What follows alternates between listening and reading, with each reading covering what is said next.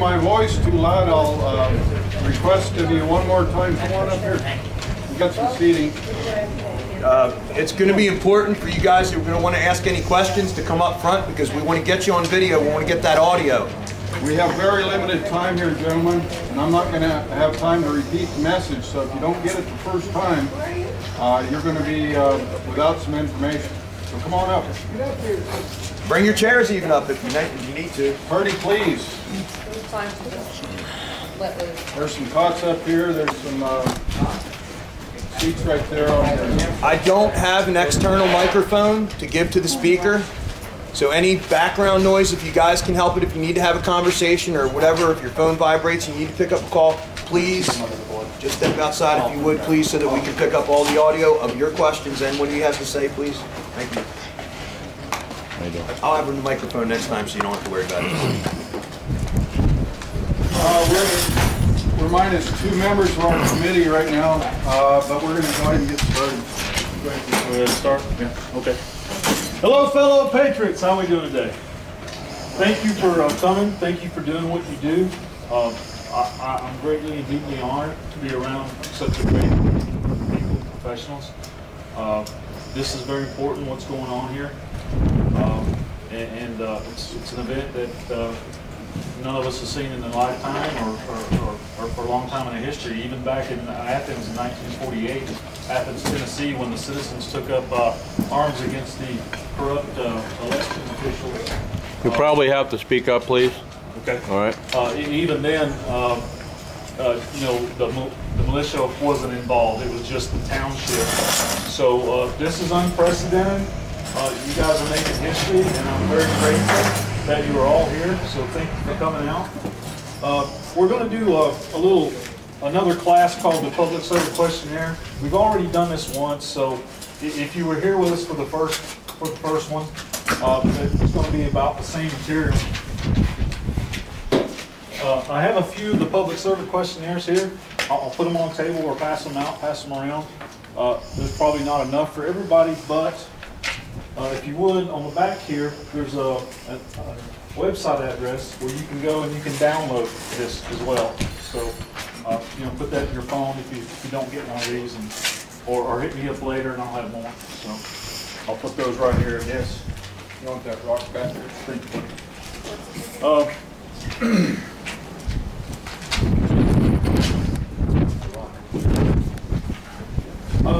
We wanted to empower you guys just a little bit and give you a little bit of confidence in knowing how to conduct yourself if you're hassled and harassed here.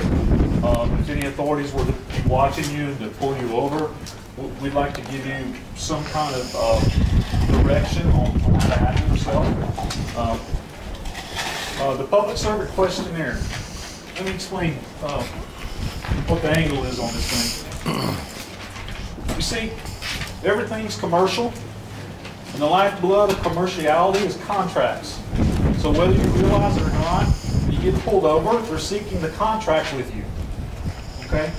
But you, as a party to the contract, you have a right to know who they are. See, if they pull up in a car and they got flashing lights and uniforms, okay, they look like police officials, but are they? See, we've been assuming that they are. So we assume that the BLM had authority. They don't. Okay? So this is the dangers we get into when we assume things. So the public service questionnaire, it forces them to ID themselves to us. Now this is an Article 5 requirement in the U.S. Code, Section 522A, and they have to identify themselves to us. If they do not, and some will not, some will take this and throw it on the roadside. If they do that, just get the name, look at the badge, and write down the badge number. All right, and then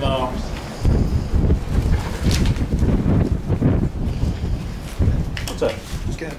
I need that. I'm just taking an image of it. Oh, okay. That was kind of quick. We'll do that at the end. So they have to identify themselves. If they don't, then we can get them for obstruction of justice. Because number one, we have the right in a contract to know who we're contracting with. If they deny us that right, then the contract's null and void. Okay? It doesn't hold any water. If they force contract, the contract's null and void. All right? So if they ask you to sign the ticket, go ahead and sign it. And sign it under duress. Just write down the words under duress. You know, really, these agencies that want you to sign anything, I signed my unemployment papers under duress. Yeah, I was going to get benefits, but I should have got a lot more. Okay? And it was under duress that I subject myself to their policies and procedures because I don't agree with them. We all deserve more. The bankers are all hoarding, you know, all the funds and money that is ours. Okay? So everything is under duress. It really is with these government agencies. So sign your ticket under duress, UCC 1-308. UCC is Uniform Commercial Code. Uniform meaning everywhere, code meaning we don't want you to figure it out. So it's an international law that they all abide by. It's a banker law.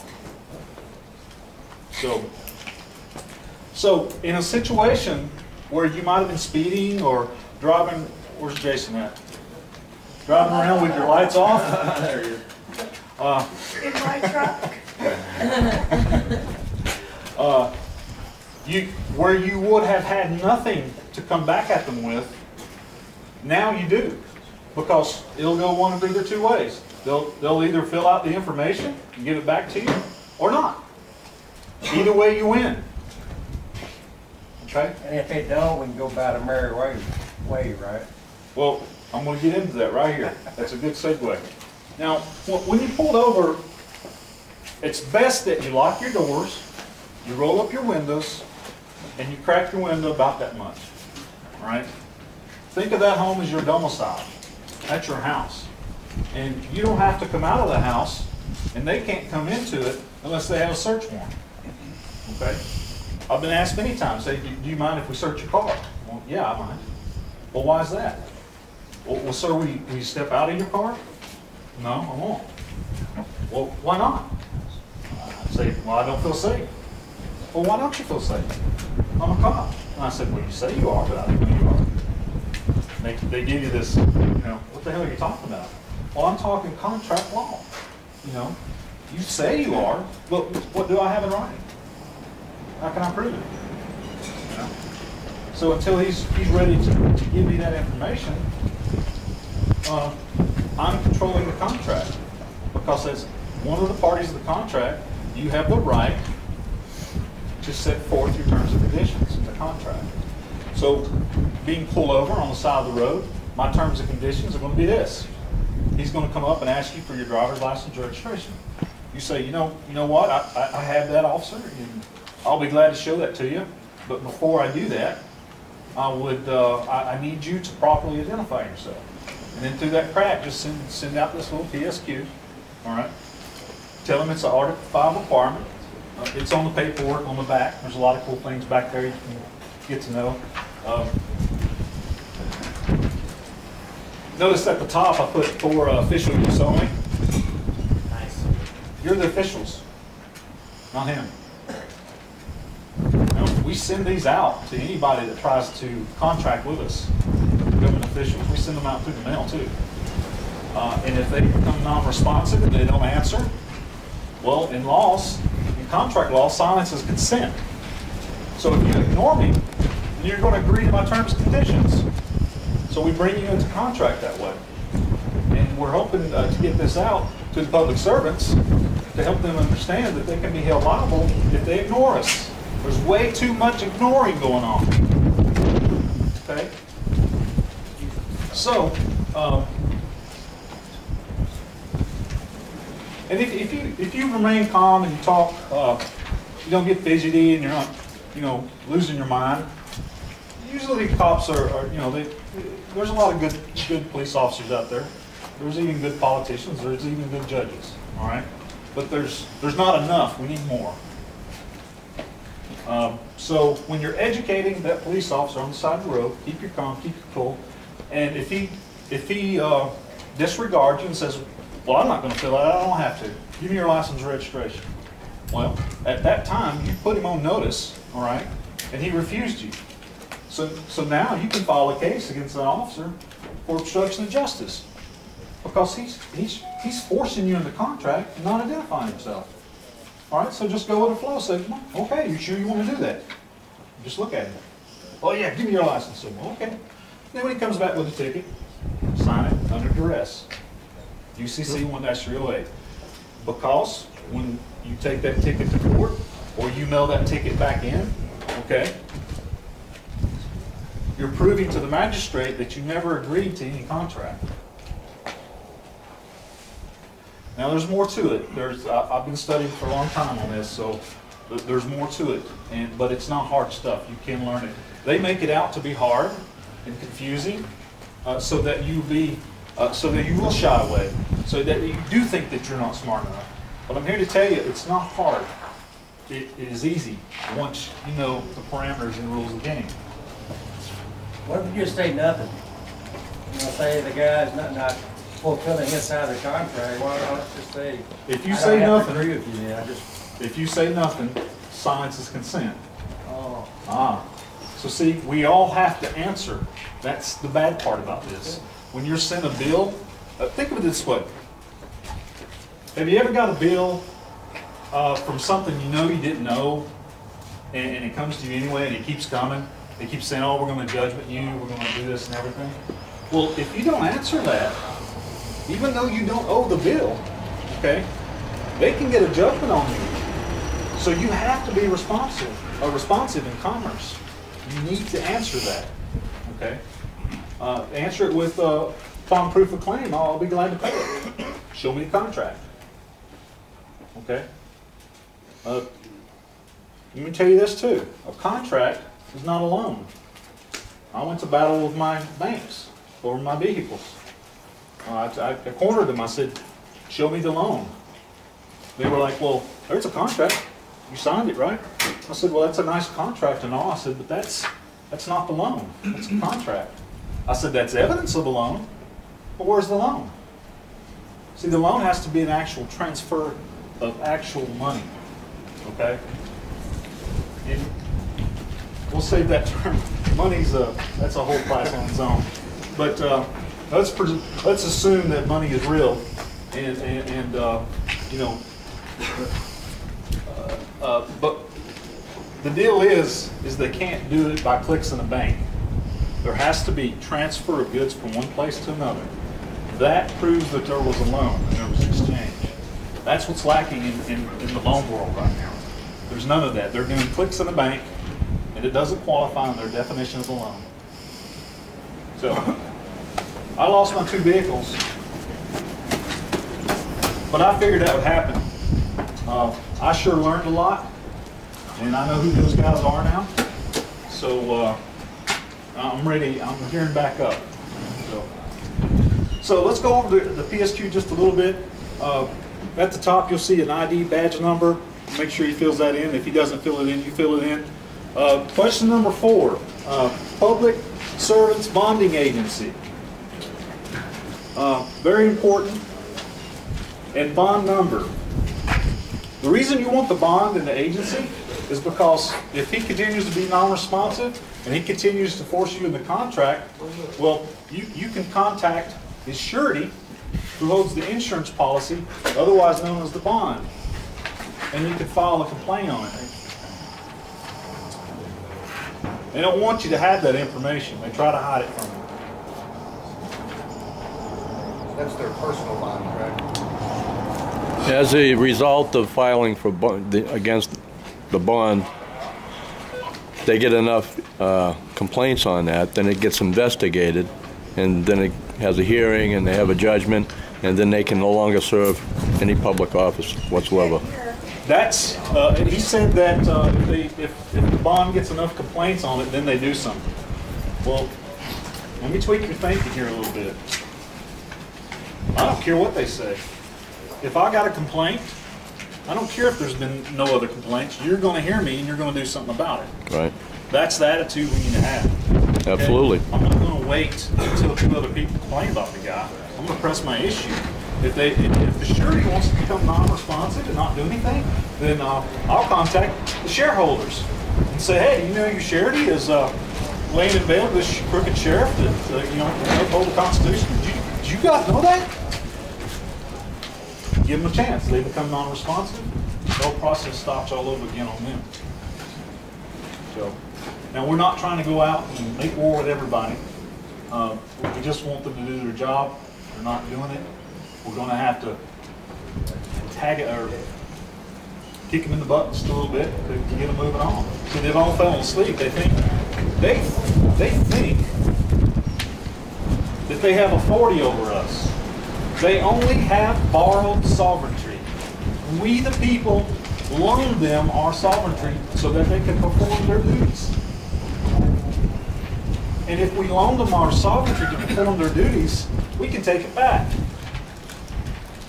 One way we can take it back is holding them monetarily accountable for their injuries. If you think you've not been injured, I'm sorry for you guys. Anybody here that thinks you have never been injured, I'm sorry. You got some studying to do. Because I promise you, everyone here on this piece of property has been injured. The thing is that they've gotten so good at it that they don't have to show up on your doorstep. You never know who they are, and yet they can injure you and bilk you for money.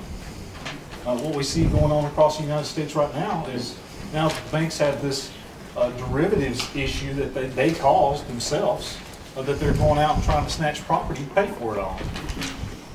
That's what I think's happening. All right, so we gotta learn how to rebut these guys. We gotta be responsive. We gotta know who we are. We gotta know that we're the people. The power comes from us, and they're just borrowing it. Now, most of the laws that they say is laws that they'll hit you with, especially with speeding tickets and the like, they're only code. You know why they're called code? Because they're not positive law. If they were positive law, they would call them positive law, right? They wouldn't call them code, statutes, rules, regulations, public laws, or anything like that. Okay, so that means something. And what that means is, you're going to love this. Code derives its authority from your consent. That's why they use it. Now they've taken the Constitution and they've codified it. Okay? But if you know the rules of the game, then you know that that a code that they're trying to get you on a speeding ticket or whatever, that you don't consent to it, then how are they going to make the contract stick? You see, you write them a letter and say, I don't relinquish jurisdiction to you. You're not allowed to presume anything else about me. And I object. I do not consent. But even if you run into that situation, you actually take it to court, you object to the judge on jurisdiction and all that, and the judge is then met with a police officer. I mean, so... I advise all my people, I haven't been to court maybe a couple of times, back when I was younger. I've learned to write such good letters that they leave me alone. So when I get a ticket, I'll write a letter in and say, this is code, here's your Constitution. Oh, look at this in the Constitution. I looked at Nevada's Constitution last night. You know what I found? What was it? It's disturbing. It was the corporational thing. Steve, you remember what I told you? What was that? You don't have to deal with legal our vested in the state over anything. It was a corporational thing. Municipality. Yeah. Oh, the title of inside the Constitution of the state, it said municipalities and other corporations.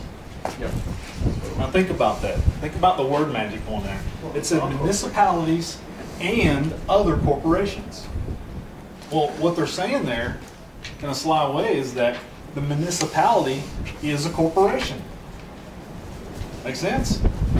Think about it this way. If the municipality is a corporation, how are you subject to it? Well, I had them tell me that when I signed the license, that was the contract. What, the Constitution? I don't know, that like I had got a ticket, I went to court, Oh, I was okay, I fighting see that. jurisdiction, I was fighting all that. And they said, well, but when you sign that to get your driver's license, that is the contract. Okay, we'll tell that guy, say, hey, what evidence do you have that I'm in a commercial capacitance? So go the sovereignty route. Well, see, those licenses are for commercial use only. If you're getting paid commerce. So if you're not in commerce, or you're not working, you're not really using that license. See, I tried that, and it's still, judge still hammered me. Oh, well, yeah, that's what they do. And that's why we're doing this class. Now, understand if you guys show up in court, and you go to court, you're offering your body up as surety. You're saying, here, lock me up, hurt me. I'll pay for it. So don't go. Learn how to write your letters. Request a Skype conference. You can appear via Skype. A lot of times, just by requiring appearance by Skype, they'll drop the case. Why? Because they know you can record them. And they don't want that. Because their procedures are not constitutional. No matter what the facts are in your case, we don't care about the facts. Because you can always bust them on procedural violations every single time. You don't get absolutes out of me very often, but you're getting one now. Every single time there's violations. Okay? So, as I said before, on the back here, if you don't get a copy of one of these, you can come to my website right there and you can download more copies of it.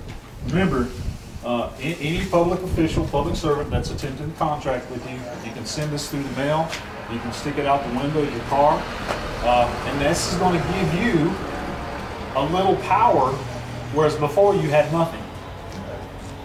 But you guarantee it, when you put them on notice by handing this to them, they're going to mess up one way or the other. So, that's about the end of my spiel. Does anybody have any questions?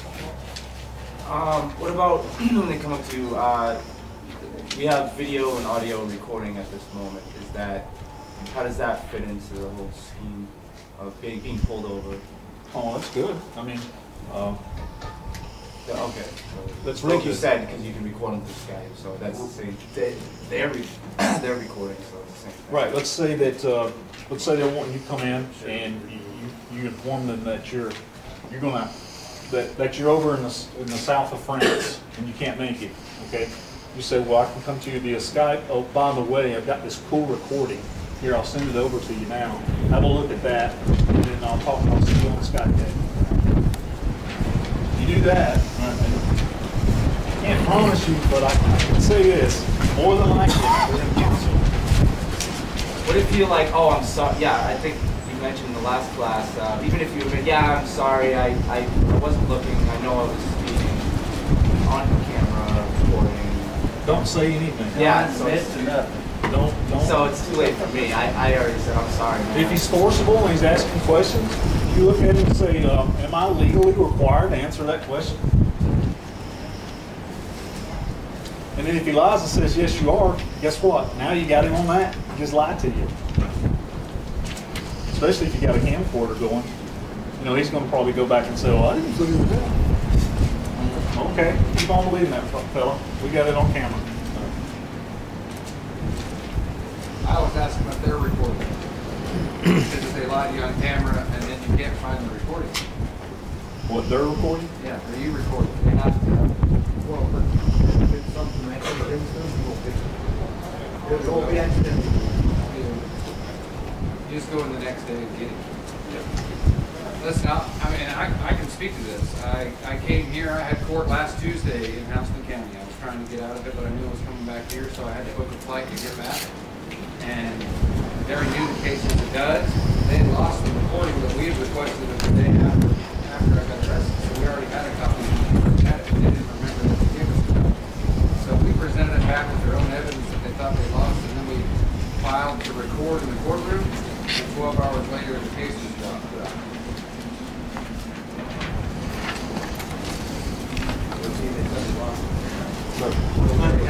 So you say you work for conference? Oh, a Skype conference. Spell that. SKYD. I'll get that. You can record it. Could I ask a question about clarification, maybe for the sake of the audience? When you send your letters to the court, it will be accepted as you being present in the case of the court. You send it in your stead. Absolutely not. No? The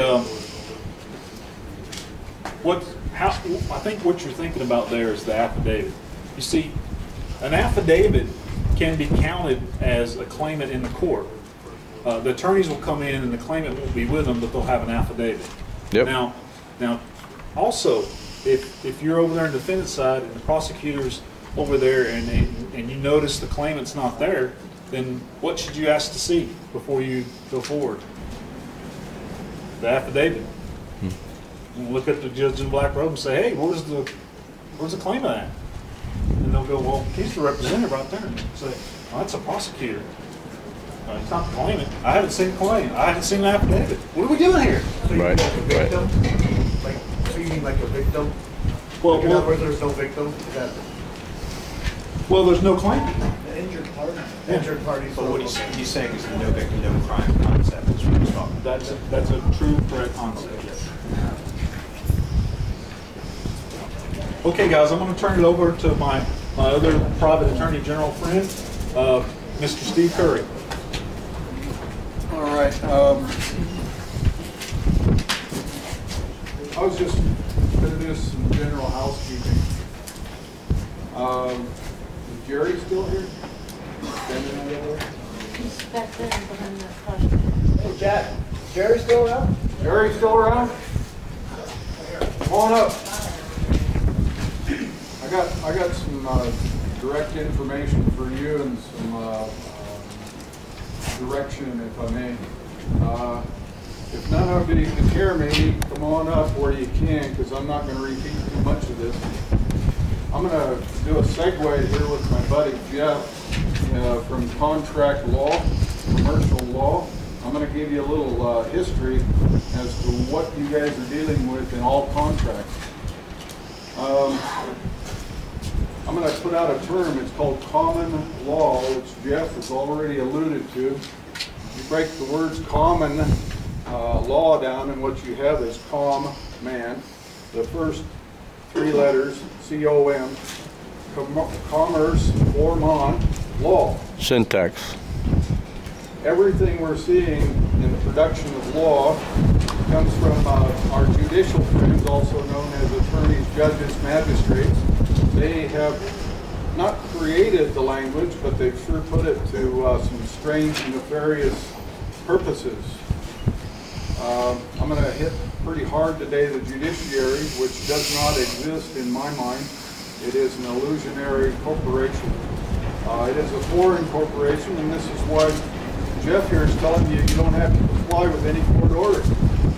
That's an absolute fact. I'd like you guys to consider the courts your enemies. Judges are your enemies. Lawyers are also known as attorneys or esquires.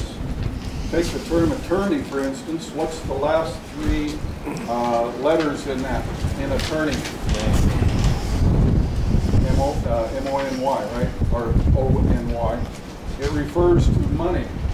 The first letters of that title, turn, a turn of the money. Every stinking lawyer, that's his job, is to turn the money into the court.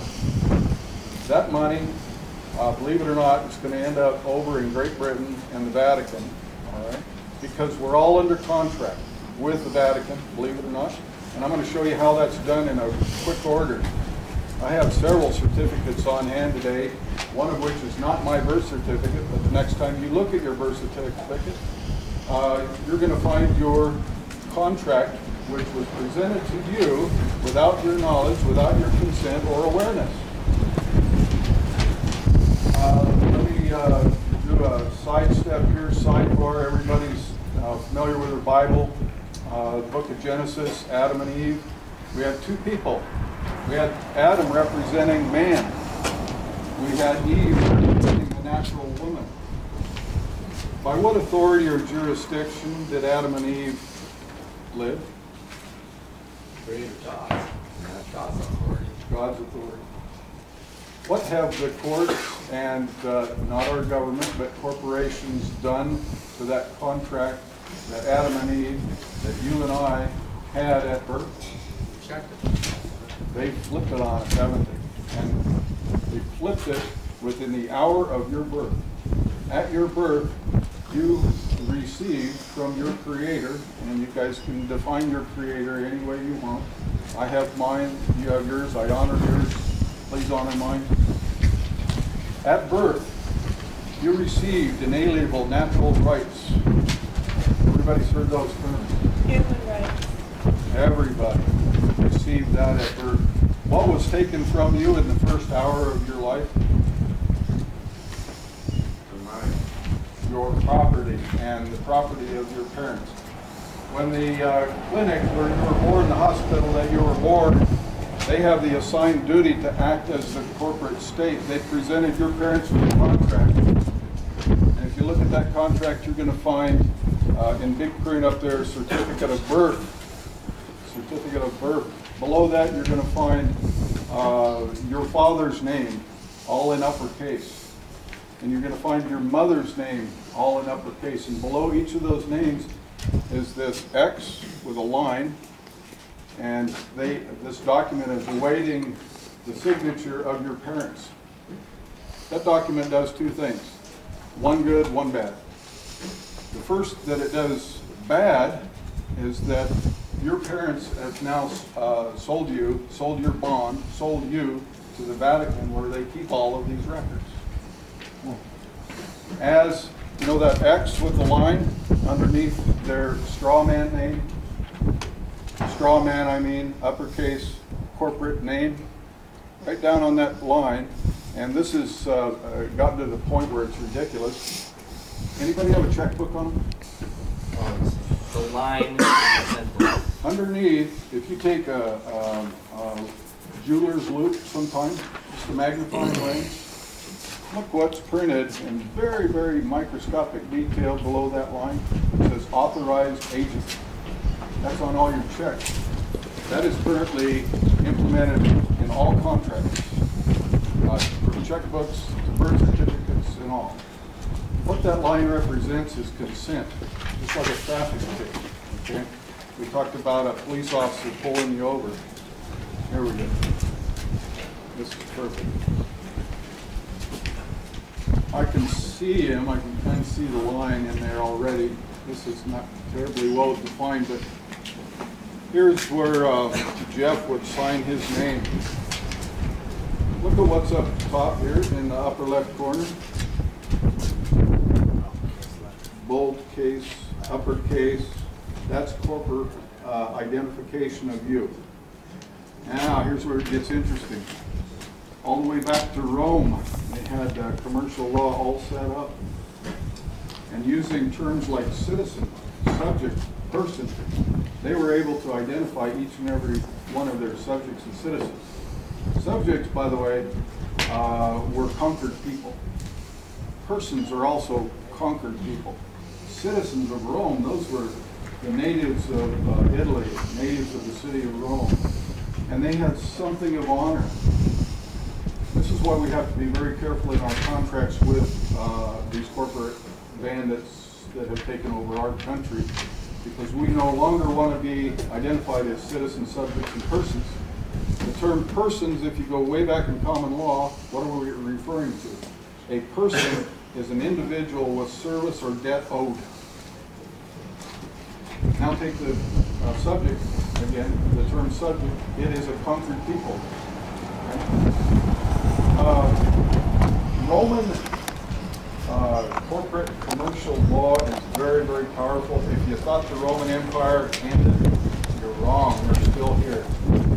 And they're very active right here in the United States of America. And they call you a citizen. They call you a subject. They call someone they want to call into their court a person. time you're issued a summons or a subpoena to appear in court, they call you by that name, by your corporate name. That's the only way they can charge you. That's the only way they can compel you to get into court. Now, let's tie two notions together here. Adam and Eve, man and woman. Again, who has power and jurisdiction over that man or woman? God. What have the courts done? They've taken the seat of God, haven't they? They have. And they've done it unmercifully, unlawfully, illegally.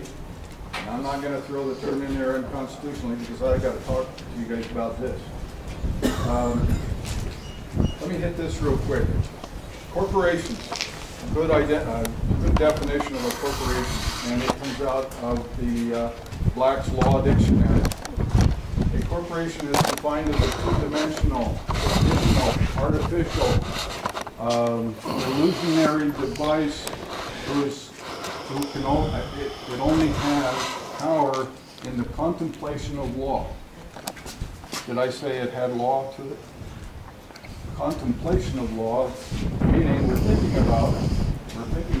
contemplating about law. It has nothing to do with law. It has to do with the jurisprudence. It has to do with the practice of law, and it is in these practices of law that they've game tackled it. They have absolutely come after every one of us. For what reason? Tribute to Great Britain and the city of Rome and the Vatican. Let me give you some more history while we're talking about the Vatican. I want you guys to have a good, solid foundation. When you go back home, and I'm going to talk about that too. When you go back home, I want you to take these words back with you. This information we're giving you.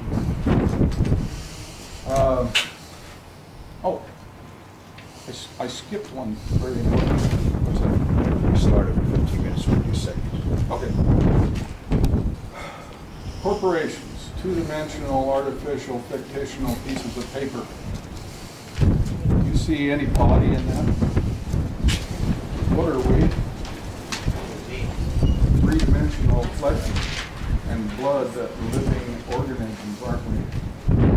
How does a two-dimensional, artificial, fictitious, illusionary document like this have any power over us? We're talking about corporate law. You guys did a really good thing here. Corporations are all based on the commercial contract between a corporation and a person, not you.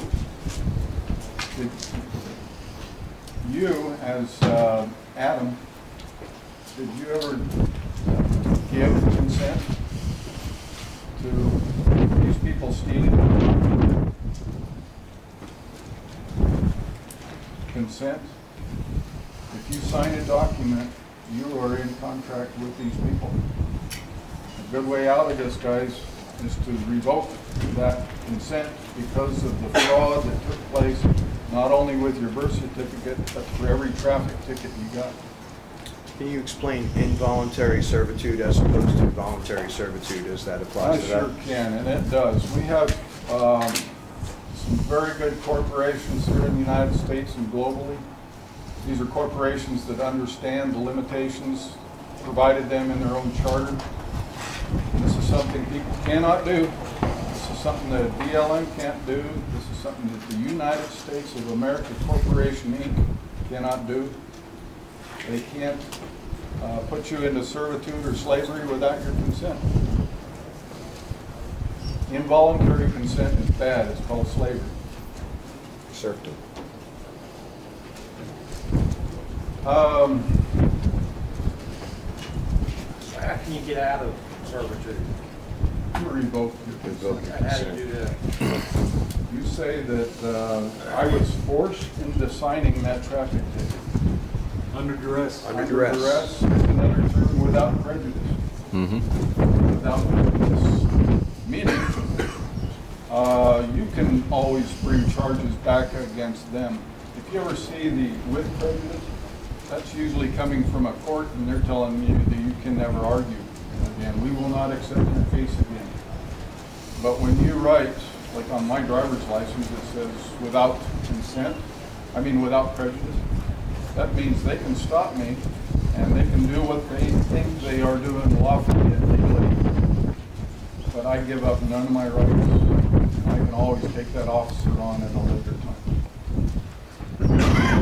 Let's look at a couple more definitions here.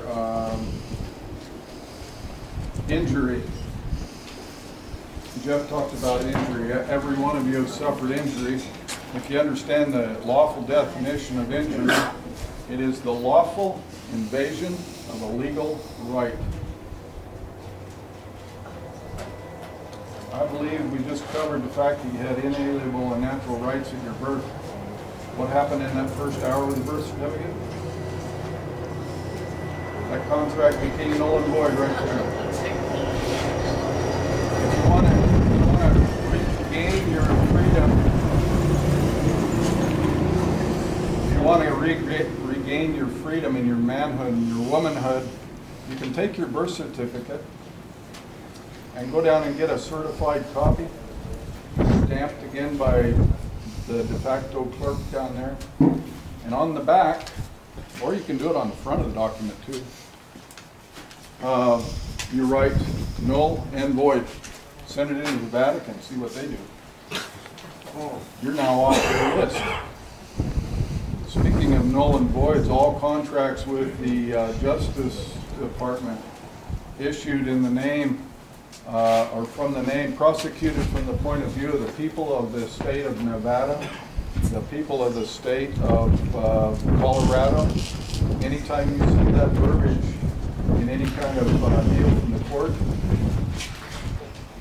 get out your black felt pen, null and void. Send it back to the court, see what happens. And they'll go, hold it. He's got us. We have no more jurisdiction. And you know what? I have a document right here. There's been several of you look at it. This is an admission of treason against the people of the state of Colorado and against me.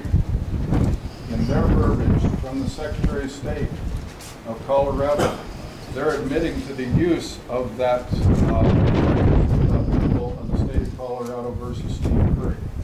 Guess what can't be trademarked, copyrighted, patented, or incorporated? Who was Adam and Eve? What are people? Three-dimensional flesh and blood, breathing, living, cellular composites of space dust. That's my definition.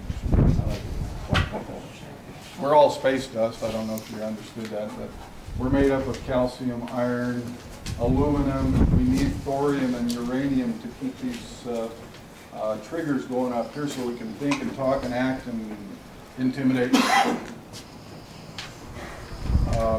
By the way, I don't know how many of you knew this, but I am also a scientific researcher.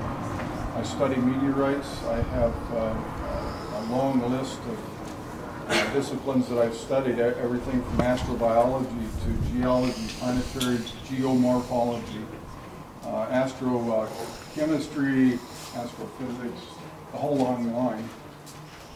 And that's one of the reasons I'm here, because I saw a particular video. This is not the singular reason, but I saw an interview by the name of a guy named Rusty Hill. How many of you seen the video of Rusty Hill, the whistleblower on Reed? It was Rusty Hill that broke the story about Rusty Hill being up with a group of BLMers, and he was taking them on tour up here, and he picked up this rock, and he said, "Oh my God, that looks like a meteorite, and it's heavy, very dense." So what does he do? He wants to confirm his story. He wants to confirm his facts. And as a scientist, I never do anything without having the facts behind me, the documentation. Is that the survey guy? No, he's a land developer out of Las Vegas. He's the one that wrote the story on Reed. Bless his heart, he's a good man. What he found was that this entire area here is what we know as a paleo impact crater. And on this land is a plethora, if you would, of very rare to-earth minerals and elements, one of which was magnesium dolomite, otherwise known as magnesium sulfite. Magnesium sulfite is the metallic igniter for rocket fuel. Oh, Rusty Hill broke that story. Got my interest. I didn't need any more interest, but that was a driving force, one of the driving forces to bring me down here. And Mr. Bundy knows all about this now. As a matter of fact, I gifted him one of my favorite meteorites out of my collection of 50,000 meteorites. Well, I thought they were rare. Meteorites are no way on Earth rare. And when you start finding huge concentrations of precious and heavy metals like magnesium dolomite, sulfite, gold, silver, platinum, zinc, uranium, thorium, the whole 9 yards, you are standing on what the corporations want to take from Mr. Bundy. It has nothing to do with turtles. You guys do that. It had nothing to do with...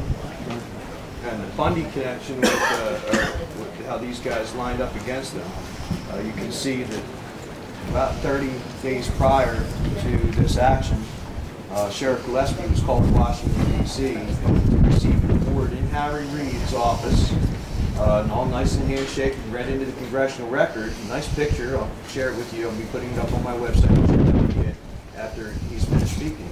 But this is a deliberate conspiracy to reach out and control the lawful agencies that would stand as a buffer of the check and balance to protect Mr. Bundy from this situation, which is Sheriff Gillespie. Now we know why and how Sheriff Gillespie was bought and kind of paid off by this nice little award in DC for Sheriff of the Year, but last time I checked, he didn't take the bullet. He didn't do anything special. How many sheriffs are awarded from some county in the middle of nowhere by a senator? We'll share that with you on the website too. Okay, that was a nice segue, and I appreciate Tom doing that. Here's the bigger picture for you on Mr. Reid. Last week I sat down and composed an arrest warrant for Mr. Reid. It's being worked on as we speak. You guys heard the arrest warrant that went against Eric Holder. There was an arrest warrant for him last week, and he didn't, well, he found out about it, and he decided, well, I'm not going to show up to that speaking engagement. The arrest warrant that I put out on Mr. Reid and his family members of Reid Family Trust will be executed here in the state of Nevada very shortly. Mr. Reid's reputation is in the toilet. We were watching a video the other day of Judge Jeannie. She's a former federal prosecutor, and she was having a lot of fun at Mr. Reid's expense. And she said, well, Harry, prosecutor, I would dream of the day that I could get you into my grand jury and have you sit there under oath and lie to me, Harry. Come on, Harry. Come in to the grand jury. Come on, Harry. Make my day, Harry. He's being pummeled. And he's being pummeled because he's an idiot, and he put the information out there for people to attack him. We have his information. Rusty Hill has his information. A little background on that. Chinese, being who they are, large corporate family, they want the minerals that Mr. Bundy has here. They paid Mr. Reid and his boy Rory $5 billion to bring it in.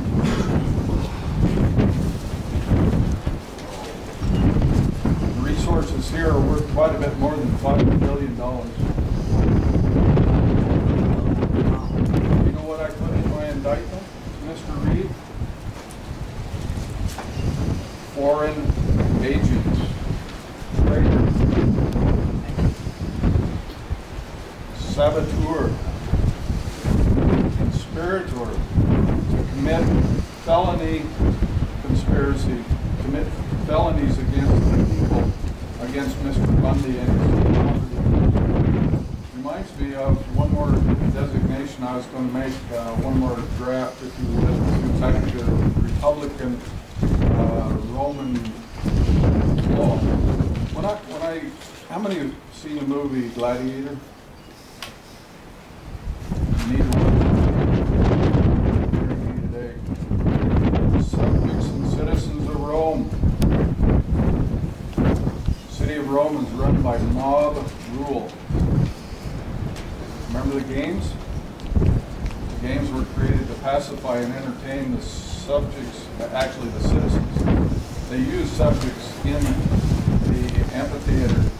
These subjects were chased around by lions and all of that. The subjects and citizens of Rome are known to the aristocrat leaders of Rome, the emperors, as property. Rome went out there and they conquered all these lands and became their property. Corporations can own property, not legitimately, of course. What is the one property they cannot own? A corporation. Human being. What's a corporation? Two-dimensional, fictional, artificial piece of.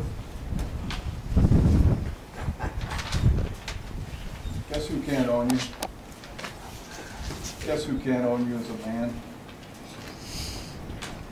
I've been trying to tell you all very sincerely what I think of you gentlemen and women. I'm really proud to be out here. I'm proud of you. I'm proud of you and you, young lady. Guess what you become when I'm proud of you? When I am proud of you, what do you become? You become my property. Your husband is your property. You are your husband's property. Did you know that? By all definitions, we have under those inalienable natural rights the condition of love, relationships. If I come up to this young man and I say, I am proud of you, I am. Here's one for you. Any arguments in court? Jeff can back me up on this. Anytime you go into a court of law, don't go in there, first off. Those courts aren't owned by you, they're owned by Great Britain and England and the Vatican. Don't ever go into a court of law again. If you think you have to, call Jeff, call me. And we're going to show you how to do it, and I'm going to explain in about 2 sentences how you do it. We're working with a fellow by the name of Carl Lentz, a magnificent man. He's never lost a case ever, and he spends about 2 seconds in a court of law. He's in and out. He provides that judge with a 2-sentence statement. I, lowercase, dot on top, I am a natural man, and you have no proper, lawful, legal, don't use the word constitutional, you have no proper legal, lawful jurisdiction, authority, or power over me because I am. I am a man. I am a natural man, gifted at my birth with inalienable and natural rights. That's what you instruct the judge of, and all of a sudden, he's, oh yeah, get out of here. I want to mess with you. Let me go through that I, for instance. Lowercase, star on top, a dot on top. That goes back to the very, very first writings ever printed on a cave wall. Remember Paleo Indians, they went into the cave and they were doing their artwork. What did they have to work with as far as this idea of an expression of me? I want to put a picture of me up on this wall chasing this buffalo, throwing a spear, whatever. What did they have to identify themselves? Little stick figures. Yeah. What did they put the dot up there for? Head. Third eye. The third eye refers to the pineal gland, which is our connection to everything spiritual. It gives us a sense of God. It gives us a sense of righteousness and wrong. The pineal gland that sits right behind here, we call it the third eye. You've seen it on shaman Bundy's culture is what it's referring to is that wondrous little nuclear device. That's what it is, and it's powered by uranium, thorium, enriched by chromium and zinc and iron and all of this. We need that because we're still stardust, right? We need to be repowered with vitamin E from the sun. What's happening up there is this huge orb. It's a furnace, if you would, churning hydrogen into helium, helium into carbon, carbon into iron, and all of that. I've talked to some of you about the origins of all of our precious metals: gold, silver, platinum, magnesium sulfide, vanadium, uranium, on and on and on. The only place that you can create that stuff is in what we know as a supernova event. That's an exploding star. It's happening all the time, all the time. A supernova is the condensation, it's the accretion of heavy iron atoms until the atoms are so condensed that the supernova really occurs from a golf ball size piece of iron that you could never ever lift. It would have the weight of multiple planets right there. And it's reduced to such pressure that all of a sudden goes. It is in the microseconds after this detonation that all of our precious metals are created: gold, silver, platinum.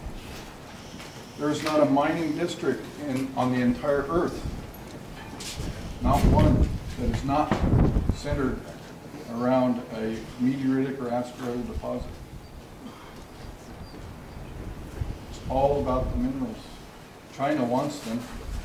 Speaking of China, this will give you a background of Harry Reid's activities.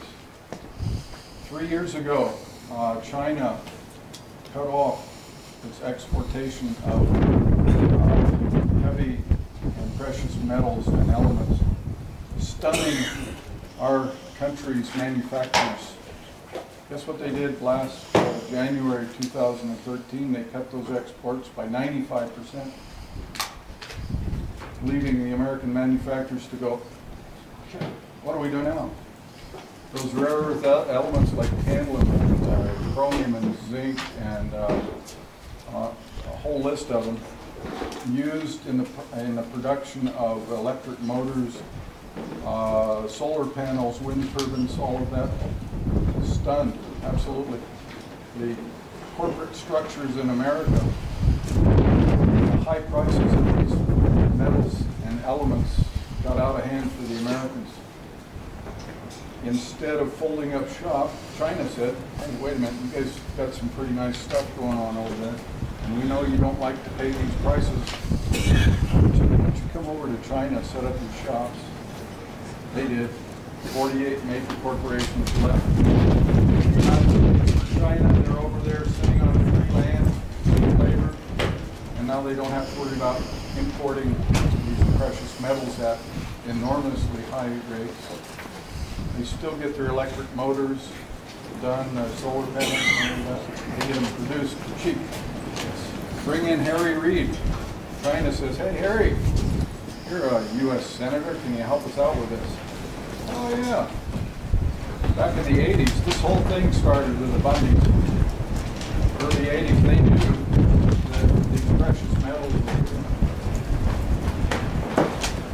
Harry said, hey, mind if I bring my son in? Or I think it was Rory already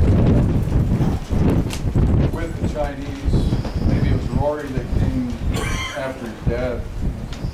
Help me out. Or father-in-law. Help us out. And they did. The Chinese love this stuff. Not only do they want a monopoly, a global monopoly on rare earths, they don't want anybody else to have them either. What's property? Rory Reid was able to bring property to the Chinese. What do they own here? Chinese own a lot of this stuff. this whole idea of setting up a mill and stuff like that here on Bundy's site, it would only be for refracting the minerals and sending them back to China, where the United States military complex couldn't get their hands on magnesium dolomite. The Chinese have them, right? So now you have the bottom line of the story. We're going to bring you up to date on some issues that were presented me. When are we going home? Very soon. I got one question. Is there any teeth behind the piece of paper that you turned in? Is anything going to happen to Holder or Reed? I mean, for sure, we've been facing these guys around for a long time. You know how we do it? This is what Jeff and I have been working on. We've been working on this before we hit the ground here. We knew what we had to do. I have some personal connections. I'm not going to get into them. But we've been pulling some political strings to make sure that every one of you guys are safe. Thank you. That whole thing with the drone shit.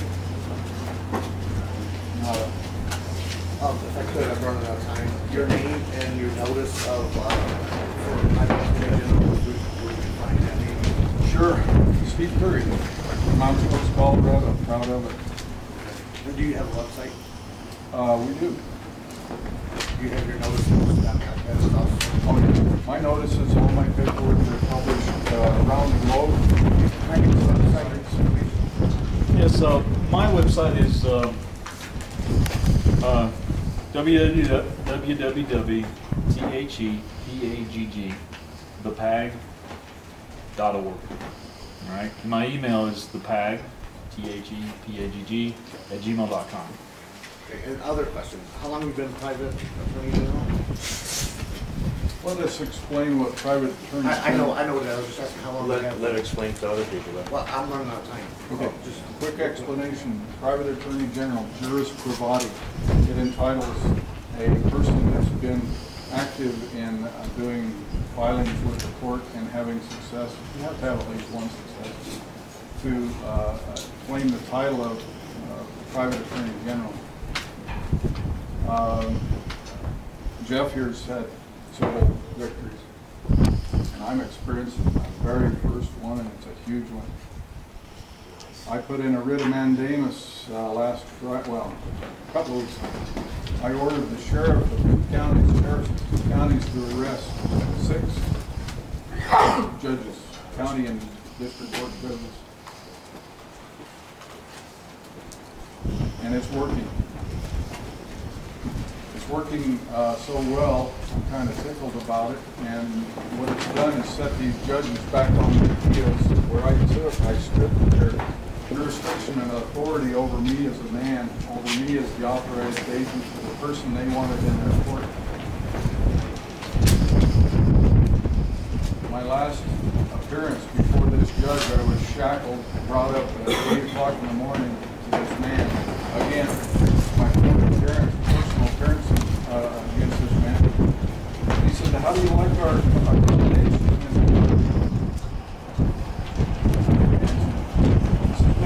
All of this over a 6-gram piece of rock. I was charged with selling fake meteorites. I said to the judge, I said, "Mr. Henderson, you know damn well that that 6-gram piece of rock is a meteorite, and that 6-gram piece of rock represents $38 million. I had 82 pounds of this stuff. I tried to market it on eBay and all the marketing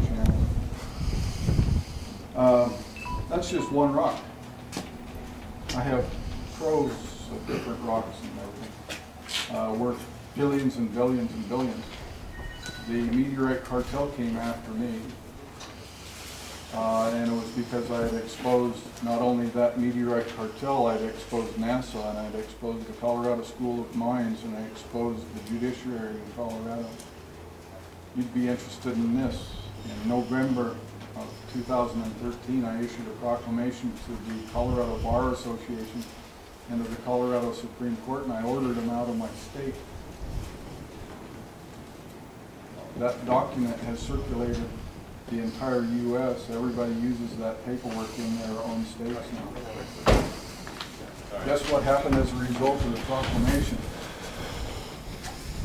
Supreme Court Justice Michael Bender there in Denver, he still had another couple of years to go before he could legally retire and get his pension.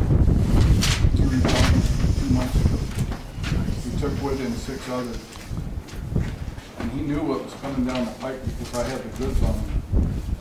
And the goods I had on him was this document here. And it was a document from the Supreme Court Justice's ruling on a case that said, to all judges, magistrates, attorneys, members, directors of the Colorado Bar, you are in no way obligated to any state law. You are not obligated for any of your obligations, including the payment of federal or state income taxes. I have a document. We recovered recently the document from the state of Florida. It has the filings of the United States of America Corporation, Inc., 1925. What country do you fight for? Are you under that constitution of that corporation? That was established 1925? What constitution did you take an oath to defend? The Constitution of the United States of America. 4. Act 4. The only constitution that was given to you that you can actually use is the Declaration of Independence. Forget about the Constitution. The Constitution is no more a document than this is. Something to think about, right? Yeah, a lot of it. Okay. What I'm telling you today, I'm going to ask you to do, and this is my request for you, don't take anything I just said for granted. Go to Jeffy's website here. You can come to mine, you can go to the Americas, you can go to the Patriot Club, do your own due diligence and prove me wrong. Go in there with the attitude, all that courage is a bunch of smoke. We're not. Mr. Ball here and I have been your law team working behind the scenes to make sure that you could go home in peace. Mr. Bundy up here to go back to his cattle operation and to retain his property, do upon his property what he will as a man. I have a question. On the warrant that you wrote, I know you go, and now is that, do you actually empower the sheriff to abide by it, or is that the actual local? So that's the sheriff? He is the local authority, and guess who sits on top of him? But what if, because I've heard I had a thing that happened in Florida when I was doing this work with a private attorney, and they denied doing that. Number one, again, any judicial paperwork that the Bundys have here is a piece of trash, it's null and void. We have the paperwork again on the United States of America Corporation, Inc., 1925, State of Florida. We have the documents that show the BLM as a private corporation with its own EIN number. They're headquartered in Puerto Rico. Wow. But my question, I guess, would be the next step that you do with the sheriff, because he is in cahoots. What if he says no? What if he says no? Yeah, what if he won't recognize that warrant that you wrote up? I mean, what's the next step then? Commissioners. Oh, that was my question. And if the commissioners dissatisfy you, if they don't perform under their fiduciary duties as oath takers for the people, Then they're done too, right? and what we do is we file what's known as distresses and liens. Right. We also file what's known as a commercial report. Like Jeff was saying, and I'm going to have him take over in a minute again. Talk about the commerce, the contracts that we have in mind set up for anybody that remains silent. I don't want my picture taken. You don't tell me it's I was okay. asking you to go talk to her quietly. We're doing a video that thousands of people are going to see. We show a little bit of respect. You show respect. I have my rights. Excuse me. You won't do That's this fine. Go thing talk over to me. the lady quietly. We're doing a video that thousands of people are going to Guys. see. Hold on, Tom. If I may, just so I can let you know who I am, my name is Michelle Kane. I'm a freelance network news field producer for ABC News. The reason they sent me up today is to see if there were in fact militia blocking the roads, charging fees. Pretty clear to me that that's not true. Thank you very much. Well, very much. Now is it okay for me to get some pictures of people listening to you? Who does not want to be on camera? I don't. You do not. It's okay for you? You don't mind? You don't mind?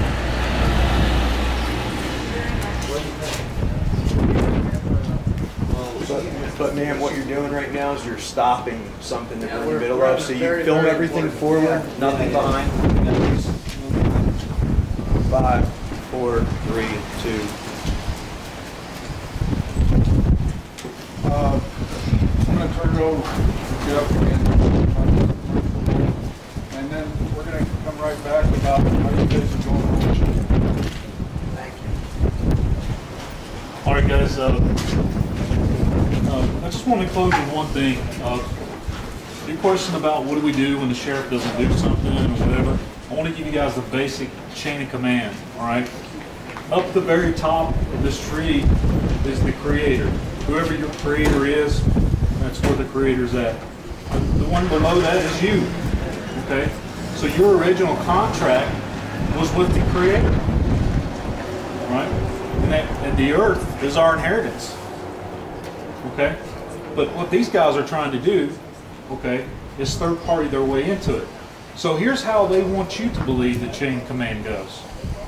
God, the Vatican, Washington, D.C., the City of London. The City of London controls all the financial going on of the world. The Washington, D.C. sector creates war and keeps all the slaves in line by taxing them to death. Right? Now they want you to think that the Vatican is the authority, and those D.C. and the City of London's authority.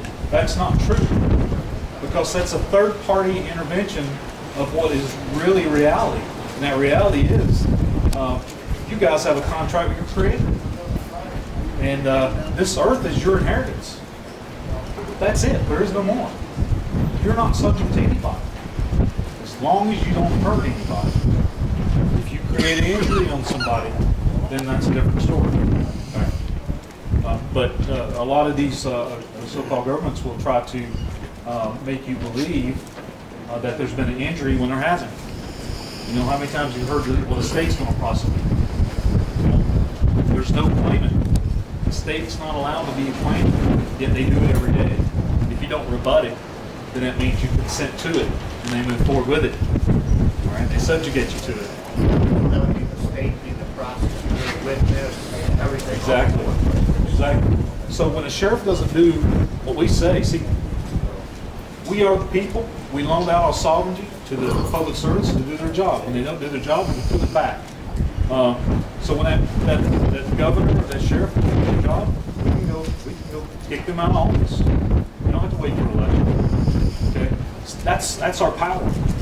We gave our power to them, loaned it to them to do their job, and most of them don't do their job.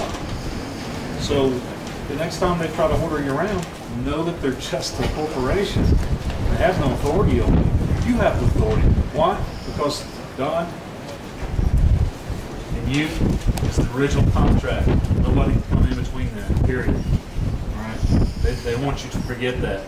They want to make all the choices for you and leave you with the illusion of choice that to make choices that doesn't matter.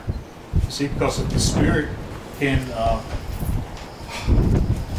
be made to forget how to choose wisely, then guess what? Now the spiritual warfare is against you. All right? And I don't care what you believe in, but for me, I've studied it and studied it and studied it, and there is a spiritual warfare going on. All right? We're all spiritual beings having a human experience here. So there's a lot going on behind the scenes that we don't know about, and we're uncovering every day.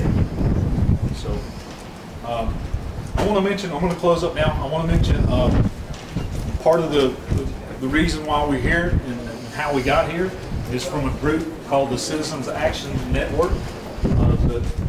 The founder of it is Michael Stool. He's probably right over there. I'll introduce you to him later if you want to find him. But Mike's done incredible work by providing us with a lot of direction, help, funds, and everything to come out here and be with you guys. So he's really been a blessing to all of this. I'm the PAG. I'm the Private Attorney General's group.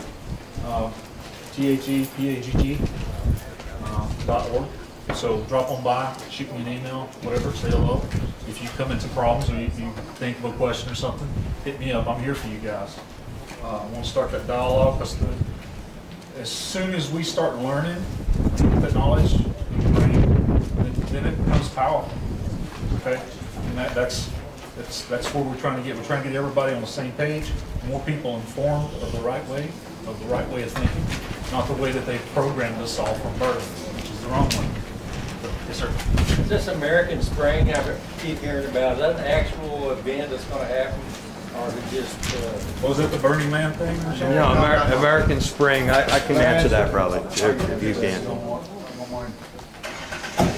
Here's the danger of American Spring. Big danger. It's a setup. Run by an That's all we NSA think. agent. But here's the natural danger that we face. If we put 10 million people on the one plaza, what are we doing?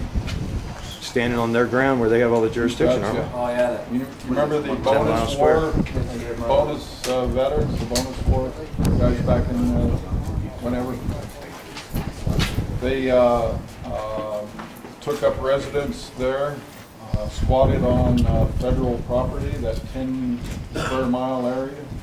There's 40,000 or more. Was that 1934? 1934. Yeah. It was the veterans of the First World War who had been promised the benefits, compensation. Yeah. They never received it, so they march on Washington. What happens that day is that MacArthur's called up, Truman calls out MacArthur, Patton. MacArthur's the honorable general. Eisenhower was sitting there with Truman going, get these. Well, all they did was give them a bonfire, right? No, they did more than that. They brought tanks, cavalry, tanks. They violated Plaza Comitatus. Tanks on the American people. Burnt all the last of their possessions there. Guess what the corporation established in 1925 had the power to do? They had the power to evict those people off of their land. But, is it their land? If the United States of America Corporation Inc. is a fraudulent corporation, what the hell are they doing on that land? Get that. And how else are you going to get Obama? And Obama's not going to leave without being enforced. Here's the problem. And I'm going to send this message to you, and I want you to deliver this message to each and every person that you know. We've been hearing all this rhetoric, all this spinning from the media. You're an anti-government agent. You're a wild Not necessarily, militia. just want a good government. Here's the key. They're attacking you as being anti-government. Are you anti-government? No, pro-republic.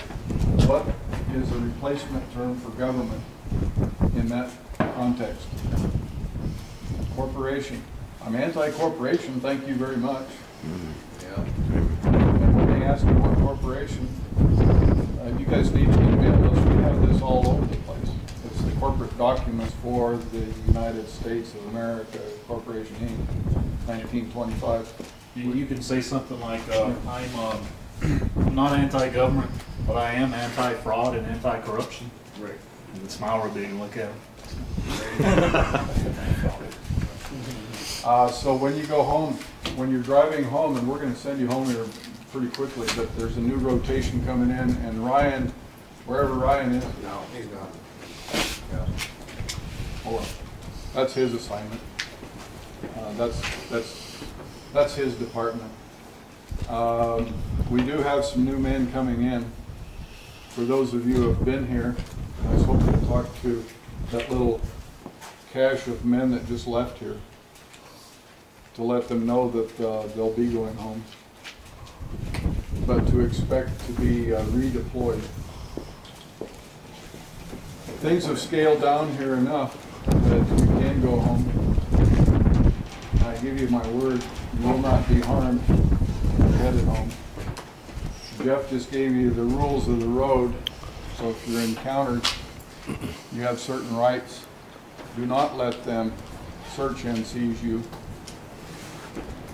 Ask that officer, who the hell are you? Put it. Sir, Say like that, you might get beat. may I see your oath of office, sir? Trying to work. If he doesn't have one, say, well, sir, I don't know who you are. I know you're wearing a badge, and that's a really cute uniform you have on today. You should have dressed up in purple. Matches your eye color. Matches your eye color. Don't fuck with him too much. Don't mess with him. So I apologize. Oh, I rarely use that four-letter word, so only for emphasis. Jeff's got some really good rules for the road for you. I'm sorry being an ass, but what about the guys that are left here behind? And they're gonna have enough to get Yes? Not to worry. You guys can't leave until they get here, so. All right, and it's soon. And it's soon. We'll let you go. It's called. Get back to your families. It's called don't abandon your post until you're properly relieved. Yes, sir. Okay. What And if we that's- don't want to? And stick around. Welcome to the business. Now, under to answer your anybody's question, I know that's jurisdiction sitting to on your come mind, redeployment. You guys are the militia. Did you know that the people are the militia, that you don't need a darn sheriff or governor to call up one? Anytime you hear of a militia associated with a governor, run the other way. Yeah. Doesn't work that way. If you hear of a militia that's formed behind the commissioner of your county, go the other way. He's not for real. Or the sheriff. The sheriff's responsible for the sheriff's posse. He's the ultimate top dog. But he's got junior executive officers in charge of that posse. Those guys are militia.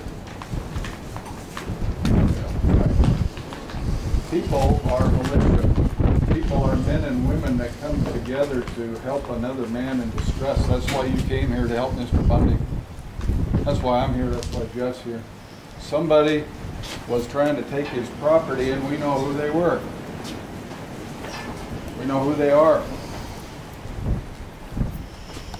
We've done a lot of work, Jeff and I, before we even set foot here. We had papers running everywhere. There's something that might inspire you. We're just about to latch hold of quite a few. Can't tell you about it, but it's there. I can tell them about one thing. We got paperwork that we're working on going to the governor. We know the other night before the drone strike thing came up, we 4 representatives from the Bundys petitioned the governor on a call, and we asked the governor to please help. Plus, we've gotten word that Eric Holder and the DOJ had released the order within the next 48 hours for no drone strikes. So, you know, Bundy representatives contacted, got him up on the phone. And he said, you know what, I'm going to call you back at about 1 or 1:30. Call never came. So the good governor, who's supposed to be looking after all the people of the state, left us high and dry. And just like Benghazi. Yes, sir. Now, that angers me. I don't like that. That causes injury to me. Causes injury to you. You know, because if you would have known that the governor was backing you up, we could all slept a little bit easier. So that stress and that injury, you know, causes injury to us. Yes, sir. I understand. Okay. So we're crafting paperwork that is going to give the governor an opportunity to make a choice. Are you going to start becoming responsive and take care of your people, or are you going to be non-responsive? If you're going to be responsive and start working for us, then good. We'll let bygones be bygones. But from here on out, we're going to have some stipulations. We're going to build a relationship with him. If he chooses to ignore them, guess what? Silence is consent. Right. That paperwork will go with terms and conditions. And if he's silent on it, I'm going to put him in contract. And this contract is, you ought to hit them up with that, just a little idea, a little snippet of the violations that come under contract with the governor for each and every violation, for each and every bit of silence. He gets charged. Is it actual criminal charges? Would it be criminal, or is it just a personal? There's 3 ways you can go about it. There's more ways to skin a cat. You can go into civil court and collect your damages. You can charge them with criminal charges, right? Or you can go at them in the commercial way. I like the commercial way because The commercial way, is that his the bond, correct? yeah, it's a contractual, Right. Okay. kind of like what I just explained for the government. See, the commercial way has been around for thousands of years, so there's a lot of maxims in it. So the judges are well versed in it, and there's no gray areas in it. So that commercial contract can move quicker through the system than a civil case, which can be argued till everybody dies. Right. And the criminal that would be misconstrued by judges protecting the judges and everybody else. So to me personally, I like the commercial way, because the commercial way is kind of like debt collecting. There's debt collecting laws to where, if you're non-responsive and you don't answer, well, they put a judgment on you, all right? Or they put a lien on you. Well, guess what? We can do that to them for our injuries, for them being non-responsive. And it's a fast track. That's beautiful. And it's a very quick, clean, concise, brief action. It involves a couple of short processes, and this is probably something I should touch base or give you knowledge of, because it is spreading across the country. It's called common law courts. Common law courts are the home of the common law grand jury. Let me take you way back in time in Sumerian law, where they say 12 men shall agree to stand and hear argument. Their presentation must be unanimous, and that their decision is voiced through one clear voice. How many people are on a grand jury? 13. You have 12 men agreed to rise, and they achieve their decision through processes granted to de facto grand juries. A common law grand jury of 12 men and women, and/or women, they have the right, the lawful authority to ask for testimony, evidence, arguments. It's what it meant when they agreed to rise to hear the argument. Let me put it to you very simply. How many are familiar with the Bible? How many guys were at Christ's Last Supper? 13. Oh, Jesus, yes. Who assented with that one single voice?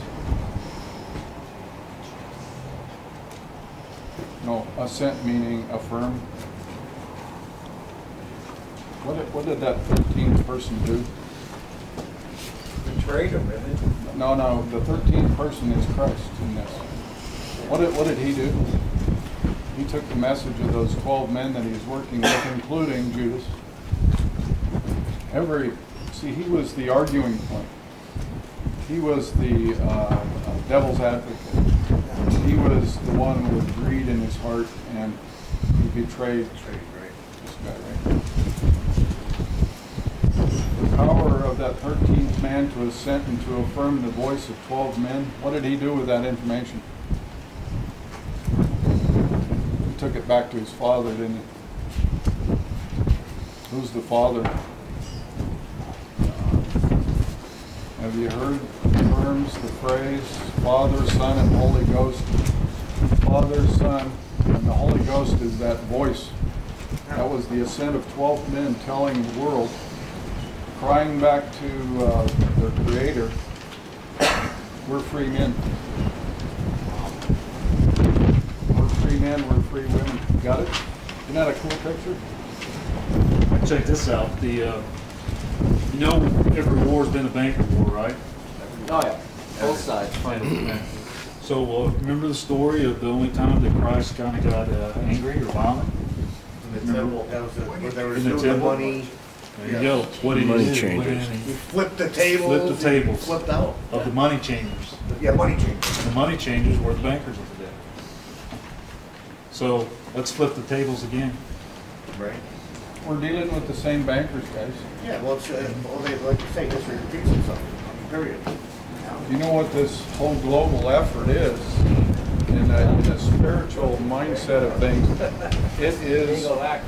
it is the rising of 12 men, 12 nations against the city of Rome and the council that leads the Vatican. How many cardinals do we have kind of making orders in the Vatican? 12. The Pope is the 13th man. Guess who's behind the cover in black robes?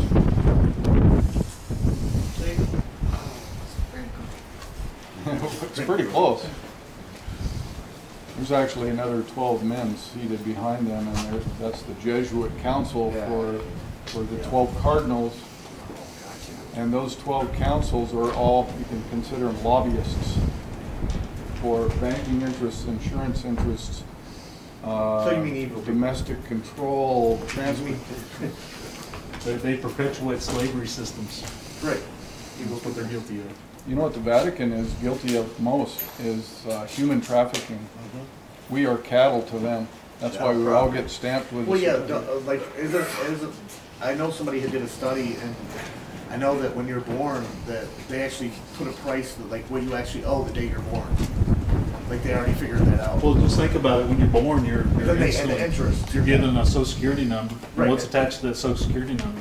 National debt. That, right. So the day you're born, you already owe taxes, and you can't even talk Yeah, yet. it's like 30, Now tell me, is that contract, $33,000 or something like that. Is that, I don't know if I'm is that correct on contract good? No. I'm 61. No. I'm 61 years old. My bond, which was issued on my day of birth in April, on April 20th, 1953, is now worth an estimated $20 billion. $9, right.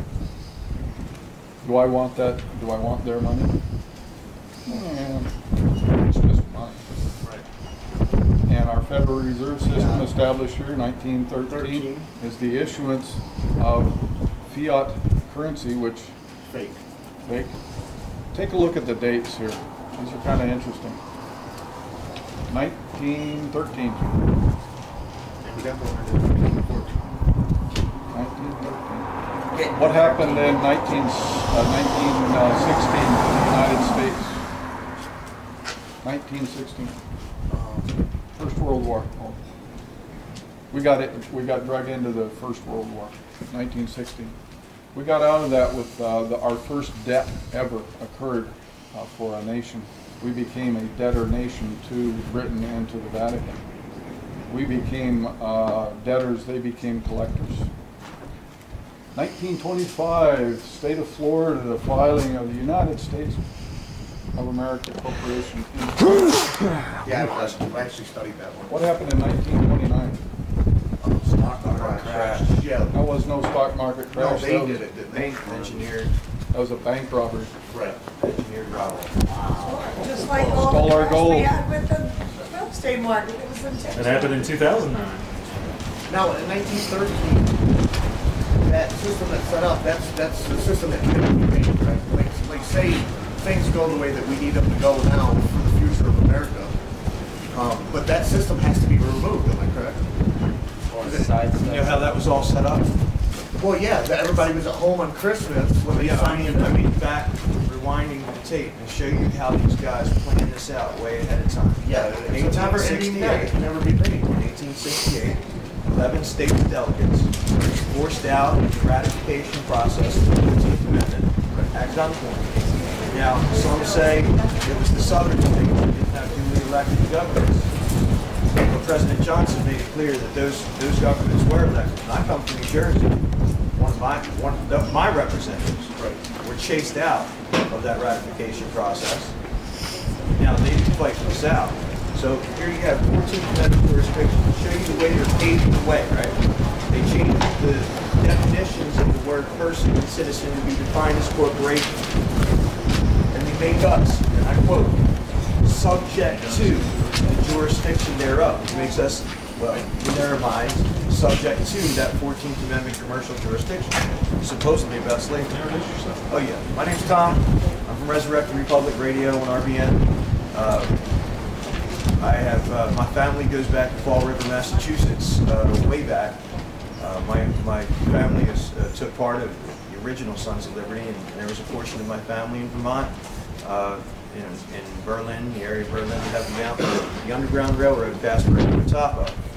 So this tool of political expediency that they use it, a perfect example is the Patriot Act.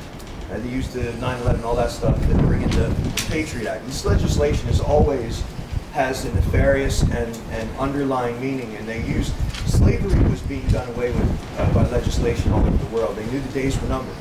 So they used it as a political tool, and they no more freed the slaves then. What they did was they took them up off of one plantation in the South, and they equally put us all on a debt enslavement plantation.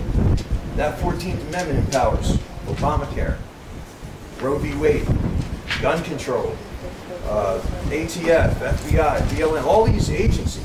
This 14th Amendment commercial jurisdiction, it empowers, well, in their own minds, like I said, it empowers all of them. But this was done at gunpoint in the Senate, and at that moment, there was a coup. The next president that came, how convenient was the general, military general. So just to show you how they paved the way many years ahead, like they have been for a very long time. These gentlemen, these fine gentlemen, I'm honored to be among. I have a website, resurrectedrepublic.com. I also have a radio broadcast every day, 8 o'clock in the morning this time. You guys can call in on your phone. After, I'll get you the number. You can listen to it by phone. It's on the internet. It's on short wave, satellite, and there's a bunch of satellite stations all over the U.S. that pick it up. We're right on before Ben Swan.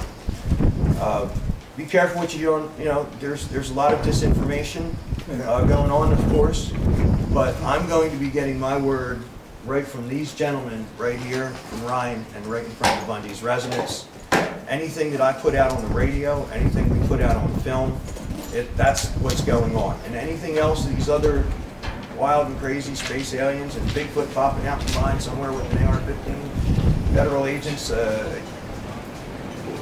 what we're trying to do is take all that rumors and just kind of put a kibosh on it. Like this lady who's out here today, Huffington Post, perfect example.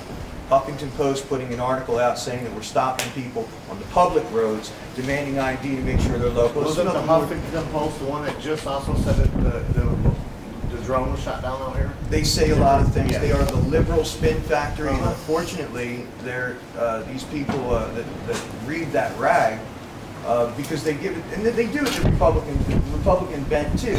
They come up in our name, and I think this has happened recently, they come up in our name, espousing our beliefs or the beliefs of the opposite side to get the attention, to divide and conquer. This is the age-old tactic. What we need to do is critically think and fact-check everything, but more important, critically think. Does it make sense that a drone strike, that we would have gotten intel from only 5 people probably in the world that would have known who was on that list? Does it make any sense that we would have received that intelligence? So if you really just stop for a moment and critically think, really all that can be dispelled. But anyway, I want to wrap this up and give this back to these guys. My website, resurrectedrepublic.com. All of the videos that we record here are going to be put up on that site, as well as rebroadcast on the radio. I don't have any corporate sponsors. I don't have any advertisers that I owe allegiance to. Nobody pays. I do this for the love of my country, for God, and for you guys. So So you know I'm not co-opted or disinfo or anything like that. So if you hear it or see it on the website there or hear it on the radio, there you have it. God bless you all. Hey guys, thank you for listening. I hope you guys learned a little bit something, and God bless you all for being here. Thank you so much. I love you all. You're my brothers.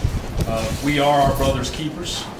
So let's take care of each other, love each other, and get along, and tolerate each other, and teach each other, and move forward. Because it's us and it's them. So I'm happy to be a part of this family. Thank you. Thank you.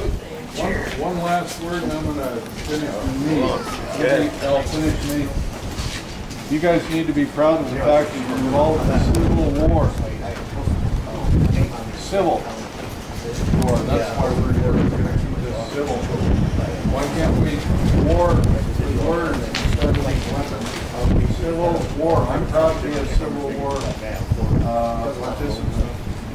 That's what we're made of as men. We have the ability to talk, think, articulate. Keep it civil. Be safe. We're going to need you home safe.